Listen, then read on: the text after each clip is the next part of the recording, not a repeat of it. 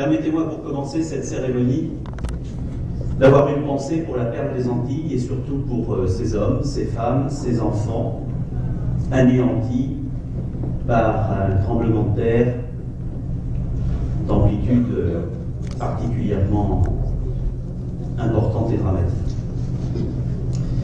Comme beaucoup d'entre vous, nous avons été à l'INA touchés et choqués par l'importance de ce drame et par l'ampleur des souffrances subies par les populations sinistrées.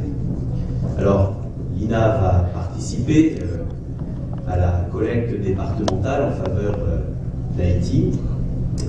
L'association Carrefour des communes, que j'ai l'honneur de présider dès mardi, a organisé la solidarité des communes françaises en direction des communes haïtiennes, et le DICAF, qui est le détachement d'intervention dans les catastrophes naturelles, qui est implanté ici à l'INA.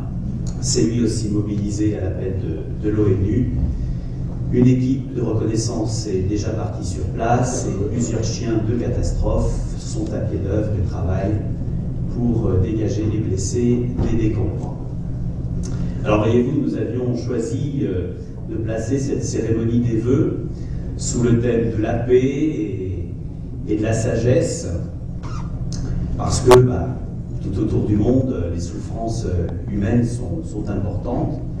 Puis finalement, l'actualité nous rappelle que lorsque ce n'est pas les guerres ou la bêtise humaine, ce sont les aléas naturels qui répandent et qui imposent aux hommes leur cruauté. Alors dans cette situation, forcément, on apprécie, je ne sais pas si on apprécie à sa juste valeur, en tout cas, notre condition d'occidentaux gâtés. Nous ne connaissons pas la guerre, nous connaissons relativement peu de misère, nous sommes soignés dès le début d'un rhume, alimentés en surabondance, chauffés, transportés au détriment de la nature, et puis alors, comble du cynisme, habillés avec des vêtements qu'on use par avance dans les usines. Nous connaissons en calamité,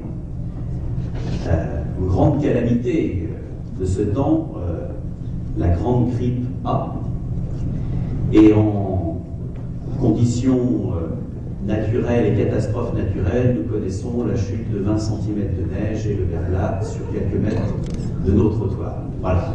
Tout ça pour dire que dans notre condition de privilégiés, nous nous devons d'une solidarité envers les autres, envers en tout cas tous ceux qui ont besoin d'une façon ou d'une autre. C'est tout l'objet de ce symbole de l'olivier que nous avons choisi pour cette cérémonie des vœux.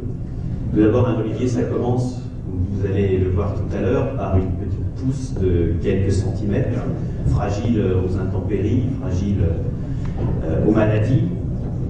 Et puis, à force, grâce à un bon sol, d'une part, et puis à force d'attention, d'entretien, eh bien, ça devient, au fur et à mesure des années, parce que ça prend longtemps, des années, des décennies, un olivier robuste, indéracinable, symbole de paix, de force et de sagesse. Voilà. Alors pensez-le, quand vous planterez votre olivier, dites-vous que dans plusieurs années, nous reparlerons de l'olivier de l'INA qui va vous être remis ce soir.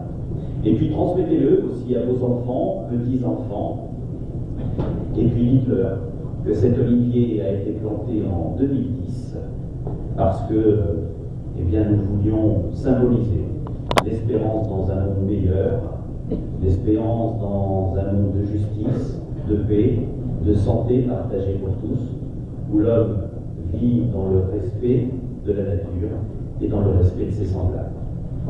Je vous souhaite donc, au nom du conseil municipal et au nom de toute la commune de l'INA, une excellente année 2010, avec tous nos vœux de bonheur, de santé et de jardinage.